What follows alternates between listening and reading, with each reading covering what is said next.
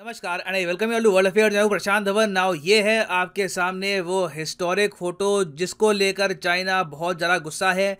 Nancy Pelosi Taiwan की सरकार के लोगों के साथ ताइवान में खड़ी है। पहली बार है जब यूएस के पार्लियामेंट की तरफ से कोई स्पीकर, इतना हाई रैंकिंग ऑफिशियल आप कह लीजिए, ये गया है ताइवान में। और नैन्सी पेलोसी ने यहाँ पर बात करी नेशनल ह्यूमन राइट्स म्यूजियम के बारे में, ताइवान की डेमोक्रेसी के बारे में बात करी और ये भी कहा कि यूएस हमेशा ताइवान के साथ खड़ा रहेगा। ये सब बातें देखकर चाइना ऑब्वियसली काफ़ी फ्रस्ट्रेटेड है। और इसके बाद हमने ये देखा है कि एक एक करके कई कंट्रीज चाइना के सपोर्ट में आ रहे हैं। एक्चुअली अभी के लिए गिनती के 2 कंट्रीज हैं चाइना के इमीडिएट नेबरहुड में जिन्होंने चाइना को सपोर्ट दी है। एक देश तो है रशिया। रशिया ने ओपनली ये कहा है कि यूएस चाहता है कि वॉर स्टार्ट हो जाए between Taiwan and China.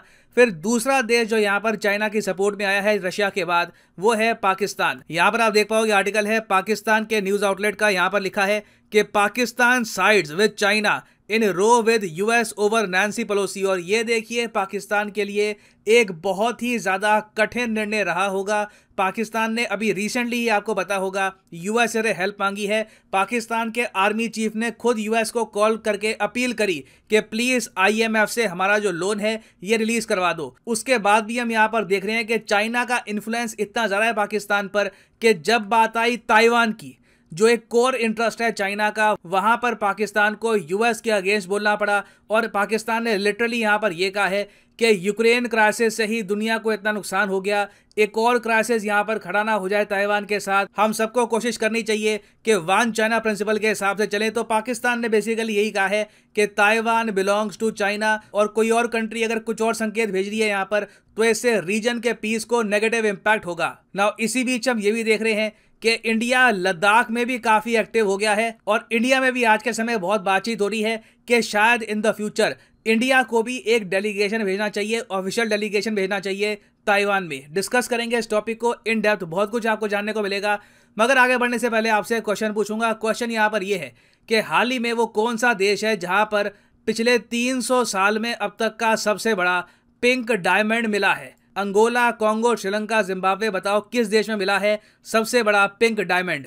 Now Pakistan देखिए चाइना की सपोर्ट में आया है क्योंकि आज से कई साल पहले, अब तो मेरे ख्याल से 5-6 साल हो गए हैं, पाकिस्तान और चाइना ने एक अंडरस्टैंडिंग डेवलप करी और इस पर एक एग्रीमेंट भी साइन किया था जिसके अंडर दोनों देश एक दूसरे के जो कोर इंटरेस्ट हैं उसको बैक करेंगे। ये जो एग्रीमेंट है ये हर कुछ साल में रिन्यू भी करते रहते हैं पाकिस्तान और चाइना। और इसके अंडर ही आपको याद होगा कि कश्मीर इशू चाइना ने बार बार रेस किया था यूएन सिक्योरिटी काउंसिल में। एक्चुअली रेस करने की कोशिश करी थी, ऑफिशियली चाइना कभी रेस कर नहीं पाया था। और चाइना ने यह सब इसलिए किया था क्योंकि कश्मीर आपको पता होगा एक कोर इंटरेस्ट है पाकिस्तान का। ना अब यहाँ पर आप कहोगे ये तो पाकिस्तान के लिए काफी अच्छा एग्रीमेंट है कि कश्मीर का अनवेवरिंग सपोर्ट मिल गया।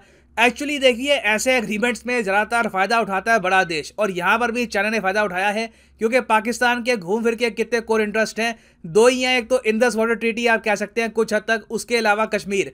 चाइना के बहुत सारे कोर इंटरेस्ट हैं, हांगकांग कोर इंटरेस्ट है, तिब्बत कोर इंटरेस्ट है, जो ये ताइवान में हो रहा है ये कोर इंटरेस्ट है, फिर जो उइगुर मुस्लिम्स का इशू है वो इनके लिए कोर इंटरेस्ट है। और पाकिस्तान ने हर जगह चाइना के लिए बहुत काम किया है कश्मीर की सपोर्ट को लेकर। और आप अगर सोच कर देखें तो इन दी एंड फायदा यहाँ पर चाइना नहीं उठाया है। कश्मीर को लेकर पाकिस्तान को कुछ हाथ नहीं लगा, जबकि पाकिस्तान की हेल्प की वजह से चाइना ने उइगुर जेनोसाइड काफी हद तक छुपा दिया। ये बात आपको याद होगी जब दुनिया ने चाइना पे आरोप लगाया कि ये उइगुर मुसलमानों पर अत्याचार कर रहे हैं।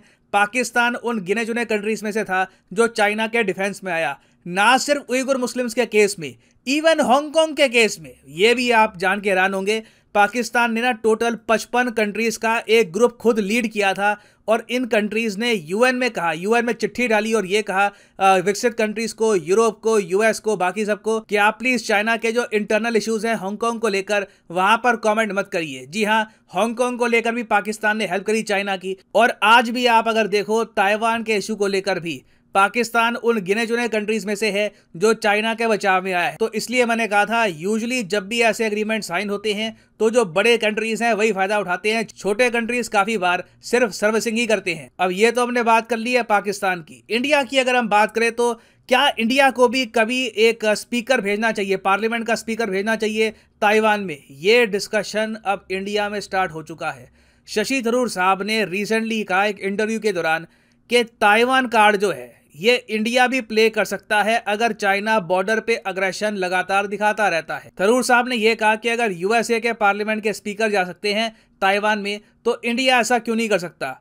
और थरूर साहब मैं आपको बता दूं ये फॉरेन पॉलिसी को बहुत ज्यादा प्रॉपरली समझते हैं। ये 1978 से लेकर 2007 तक यूनाइटेड नेशंस में रहे थे। एक बार को ये यूनाइटेड नेशंस के सेक्रेटरी जनरल बनते बनते रह गए। इनको बान की मून ने बीट कर दिया था इलेक्शंस में। और उसके बाद भी आप अगर देखो तो ये भारत में विदेश मंत्री भी रहे थे। तो बहुत ज्यादा डीप एक्सपीरियंस है इनको रिगार्डिंग चाइना, ताइवान, यूएस। तो यहाँ पे इन्होंने जो स्टेटमेंट दी है काफी सोच के ही दी होगी। और ना सिर्फ शशि थरूर, कांग्रेस की तरफ से आप अगर देखो तो बहुत से मेंबर ऑफ पार्लियामेंट है जो यहाँ पर एक कंसेंसस दिखा रहे हैं करंट गवर्नमेंट के साथ कि बिल्कुल ताइवान का समर्थन करना चाहिए। यहाँ पे मैं कहूँगा ये देख के अच्छा लग रहा है कि एटलीस्ट अब थोड़ा बहुत कंट्री में यूनिटी दिख रही है फॉरेन पॉलिसी, नेशनल सिक्योरिटी के इशू के मामले में। अभी रिसेंटली देखा गया कांग्रेस के member of parliament Manish Tiwari ने लोकसभा के स्पीकर को एक सजेशन दिया है कि आप भी एक डेलीगेशन बनाकर एक बार ताइवान को विजिट करिए। यहाँ पर आप देख पाओगे after Pelosi's Taiwan visit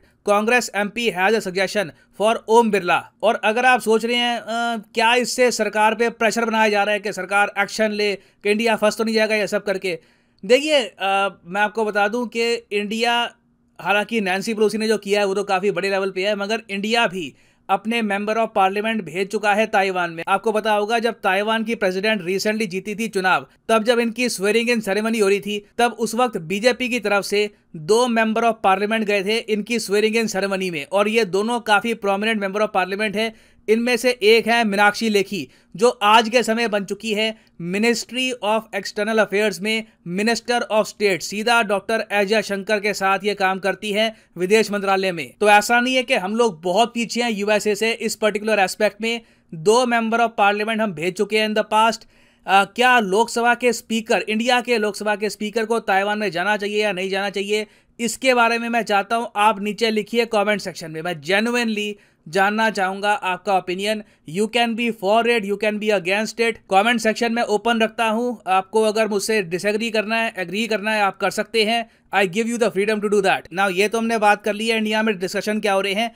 Ladakh में अगर हम देखें तो इंडियन एयरफोर्स अब ज़्यादा प्रोएक्टिव हो गई है। रीसेंट रिपोर्ट्स आई हैं कि जिस तरीके से चाइना का एयरक्राफ्ट रिसेंटली बिल्कुल लाइन ऑफ कंट्रोल के पास से होकर गया था, अब इंडियन एयरफोर्स भी यहाँ पर एक्टिव हो गई है। और मेरे हिसाब से जो क्वाड कंट्रीज हैं इनको अब ये जो मोमेंटम है नैन्सी पेलोसी की विजिट का ये कैरी फॉरवर्ड करना चाहिए, क्योंकि मोमेंटम बहुत अच्छा बन गया है। आप सोच कर देखो, चाइना ने बहुत धमकियां दी थी। चाइना ने यह कहा कि नैन्सी पेलोसी का जो प्लेन है इसको शूट डाउन कर देंगे। शूट डाउन भी नहीं किया, इनको डर लग गया होगा ऑब्वियसली कि वॉर स्टार्ट ना हो जाए। चाइना ने फिर यह भी धमकी दी थी कि हम वॉर स्टार्ट कर देंगे। अभी तक तो अगर हम देखें तो कोई वॉर स्टार्ट भी नहीं हुई है। चाइना की सारी warning, final warning, quote end quote final warning के बावजूद यूएसए की स्पीकर नैन्सी पेलोसी ताइवान में आई, वापस गई। चाइना बस यहाँ पे तोपे ही चलाता रह गया, कुछ चाइना उसके अलावा नहीं कर पाया। तो एक मोमेंटम बहुत अच्छा बिल्ड हो गया है। उम्मीद यह है कि क्वाड कंट्रीज इस मोमेंटम को कैरी फॉरवर्ड करेगी। That will be great for the region. Now वापस आते हैं क्वेश्चन की तरफ कि रिसेंटली वो कौन सा देश है जहां पर अब तक का सबसे बड़ा पिंक डायमंड मिला है in the last 300 years at least. तो यहाँ पे देखिए आपकी ऑप्शन थी, सही आंसर यहाँ पे है option A, the country of Angola. यहाँ पर आप देख पाओगे rare pink diamond likely the largest in 300 years discovered in the country of Angola. Angola एक अफ्रीकी देश है और यहाँ पर आप देख पाएंगे अंगोला की एग्जैक्ट लोकेशन। और फाइनली यहाँ पर मैं ये भी ऐड कर दूं कि लाइफ में अगर आप एक बार प्रॉपरली यूपीएससी एग्जाम की तैयारी करना चाहते हैं, किसी भी एग्जाम की तैयारी करना चाहते हैं, चाहे आईआईटी हो, बैंक हो, तो सिंपली जाइए कमेंट सेक्शन में। कमेंट सेक्शन में आपको मिलेगी ये पिंड कमेंट और यहाँ पे आप परचेज कर सकते हैं the course of your choice. For example let's say आप प्रिपेयर कर रहे हैं फॉर यूपीएससी, क्लिक करिए यूपीएससी पर और यहाँ पे आपके सामने खुल जाएगा ये पेज और यहाँ पे आप परचेज कर पाएंगे UPSC course for 36 month as well. अगर मान लीजिए आप एक कॉलेज स्टूडेंट हैं, अभी आपके पास टाइम है 2-3 साल का आराम से यूपीएससी की प्रिपरेशन करनी है, तो 36 महीने का जो कोर्स है ये भी आप कर सकते हैं परचेज। मगर जो प्राइसेस यहाँ पर लिखे हैं ये पे करने की जरूरत नहीं है। सिंपली यहाँ पर कोड यूज करिए PD10 and the prices will start following. So use the code PD10 and save money. So इसी नोट के साथ ये है वीडियो का अंत। Thank you for listening and as always God bless you all.